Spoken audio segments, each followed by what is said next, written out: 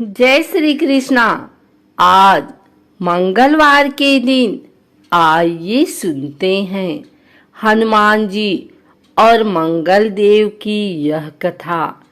कुंडलपुर नामक एक नगर था। उसमें नंदा नामक एक ब्राह्मण रहता था। भगवान की कृपा से उसके पास सब कुछ था, फिर भी वह दुखी था। इसका कारण यह था कि ब्राह्मण की स्त्री सुनंदा की कोई संतान न थी। सुनंदा पतिव्रता थी, भक्ति पूर्वक श्री हनुमान जी की आराधना करती थी।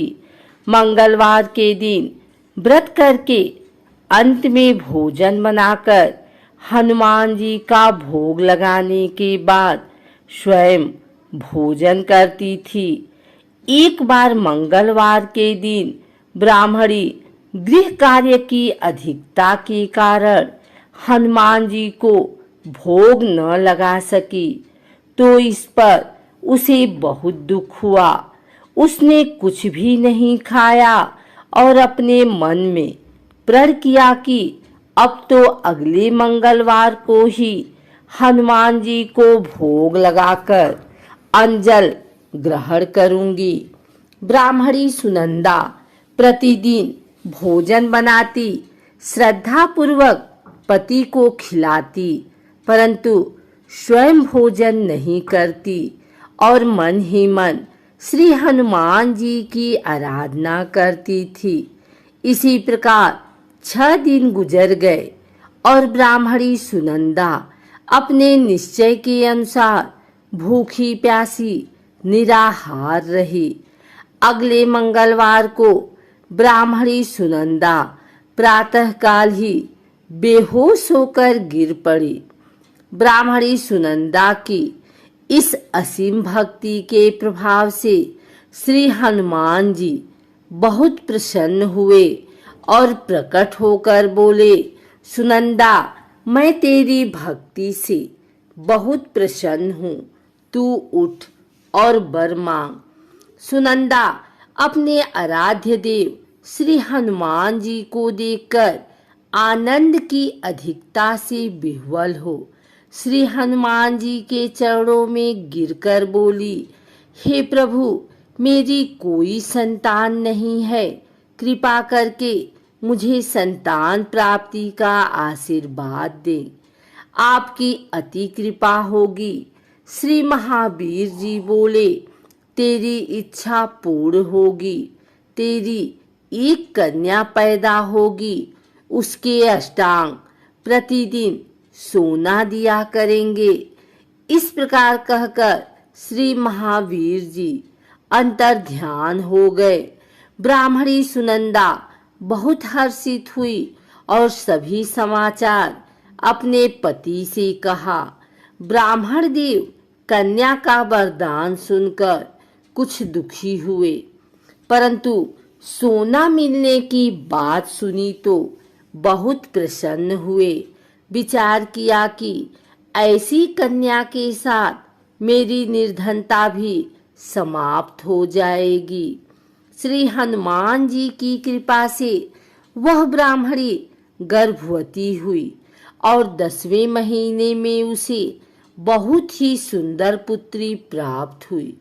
यह बच्ची अपने पिता के घर में ठीक उसी तरह से बढ़ने लगी जिस प्रकार शुक्ल पक्ष का चंद्रमा बढ़ता है।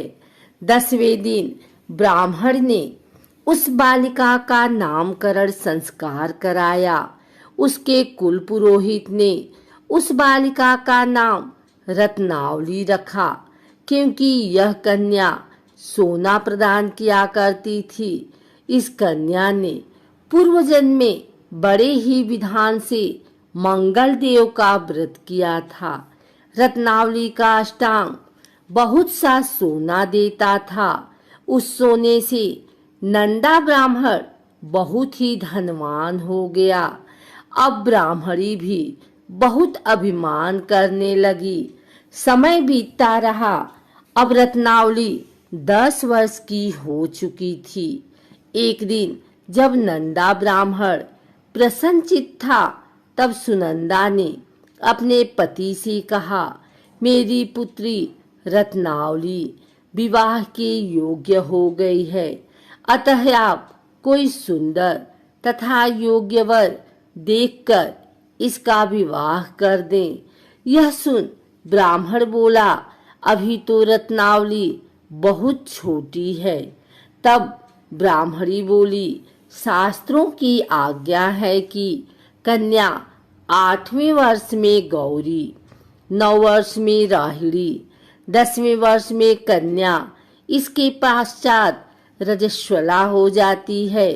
गौरी के दान से पाताल लोक की प्राप्ति होती है, राहिणी के दान से बैकुंठ लोक की प्राप्ति होती है, कन्या के दान से इंद्रलोक के सुखों की प्राप्ति होती है।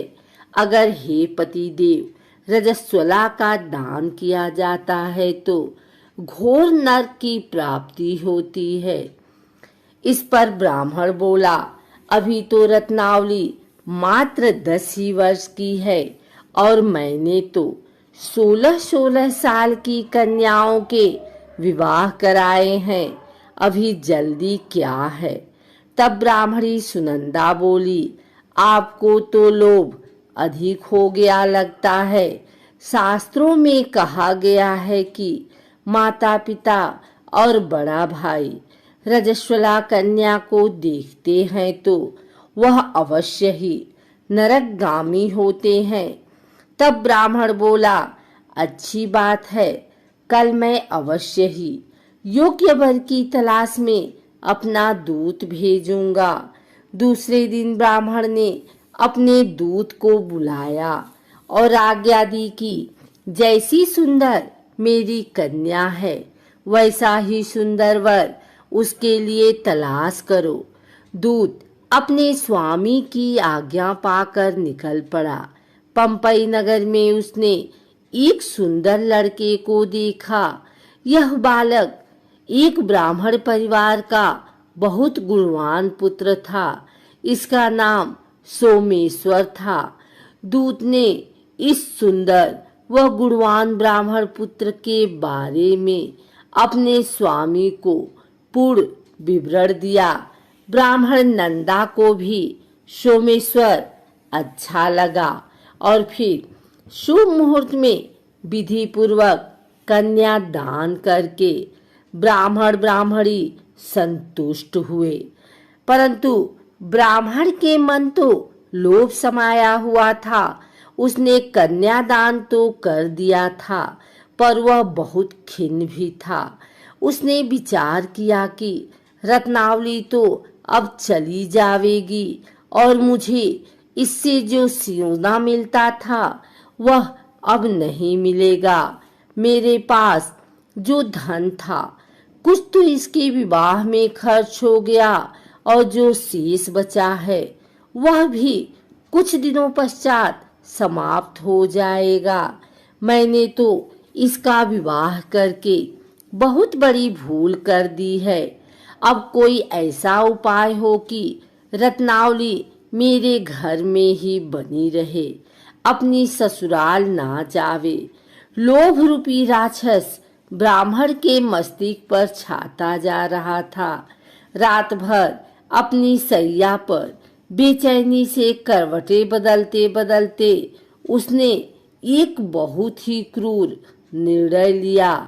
उसने विचार किया कि अब रत्नावली को लेकर उसका पति सोमेश्वर अपने घर के लिए जाएगा तो वह मार्ग में छिपकर सोमेश्वर का वध कर देगा और अपनी लड़की को अपने घर ले आवेगा, जिससे नियमित रूप से उसे सोना भी मिलता रहेगा और समाज का कोई मनुष्य उसे दोष भी नहीं देगा।